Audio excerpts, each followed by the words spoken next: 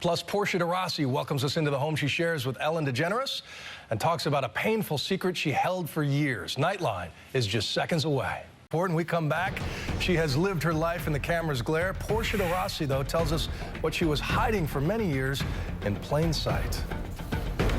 ABC News Nightline.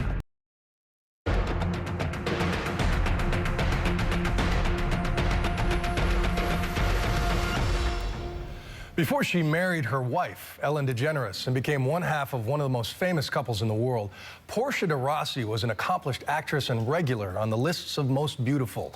But behind that glamour and the apparently charmed life was a struggle with her body image, one that nearly cost her her life. And tonight she discusses the shame and the pain and what exactly saved her with my co-anchor, Cynthia McFadden. She was the hot, self-confident young attorney on the hit show Ally McBeal. Hi. Portia de Rossi was blonde and beautiful. We hate her, right? And very, very skinny. In real life, men loved her looks. She appeared on list after list of the world's sexiest women. But in a twist worthy of Hollywood, she would eventually come out as a lesbian. And 2 years ago, married the very famous, very funny Ellen DeGeneres. We were just looking for a little farm that was close to L.A.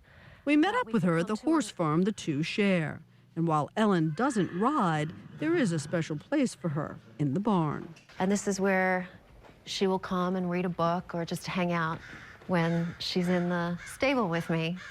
And the dogs, obviously. They live here also. It's like Ellen's stall. This is a stall for Ellen. And while she says she is now deliciously happy, her new memoir, Unbearable Lightness, reveals her private and crushing battle with her weight and her sexuality. I had this voice in my head from age 12 right up until I was perhaps 30, 31 years old. And it was this voice that told me that I wasn't good enough, that I wasn't thin enough. The voice pushed, she says, pushed her into binging and purging, into starving herself so that the 5'6" actress got down to a frightening 82 pounds. You almost killed yourself. You almost died. Yeah, I could barely move without being in excruciating pain. The secret war with her body went on, she says, until she met the person who made her feel beautiful inside and out. After I got down to 82 pounds, I went up to 168 pounds. And that's when I met Ellen, was when I was at my heaviest weight. And she still thought you were wonderful. Yeah. She didn't notice that I was heavy. She saw me for who I am. The girl who grew up dreaming big dreams in Australia, who got herself a job as a child model and learned that her body was her enemy. I went to a casting. I was 12 years old, and I was asked to turn around, drop my pants, and stand there while the clients looked at my butt. So I did. I dropped my pants, and I faced the wall for what seemed like an eternity. And at the end, the client said to me, "You have such a saggy butt for a young girl. Do you work out?"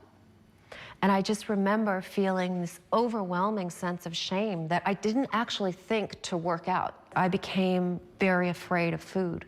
Tell me what you'd eat.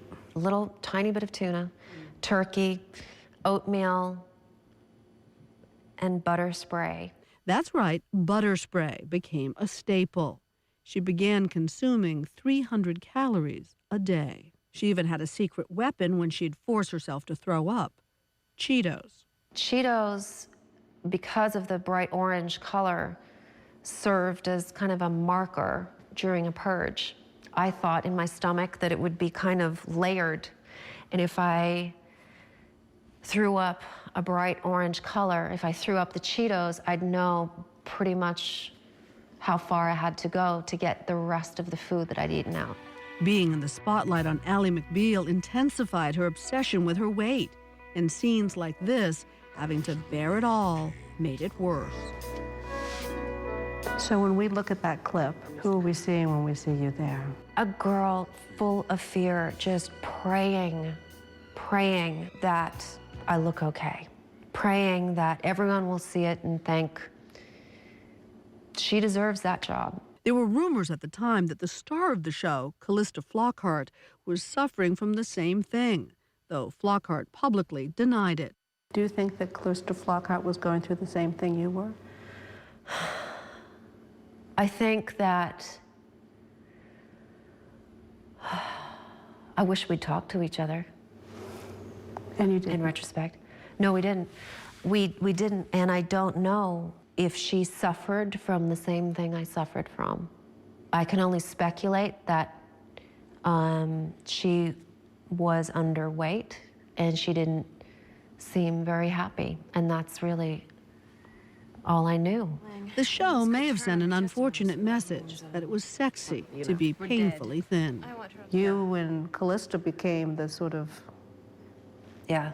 people to aspire to. How's that feel? Horrible.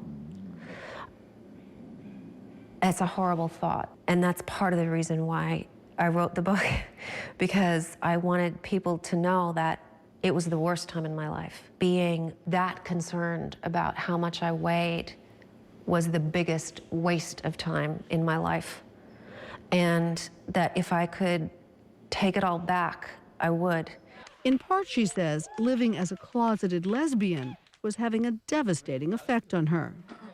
I think I was trying to starve away my sexuality. I was straight up and down. I didn't have a period. There was nothing about me that looked sexual. I looked like a young girl. I looked like a little kid. And when I was a little kid, I didn't have to think about my sexuality. It all became too much for her body to handle, mentally and physically. And one day, she collapsed. The doctors told me that I had lupus, that I had osteoporosis at age 25, that I was close to having a cirrhosis of the liver. My organs were threatening to completely shut down. I was very sick. May is my first horse. I got her just when I started to recover from an eating disorder. But she decided she wanted to live. She threw herself into riding, saw a therapist regularly. It helped.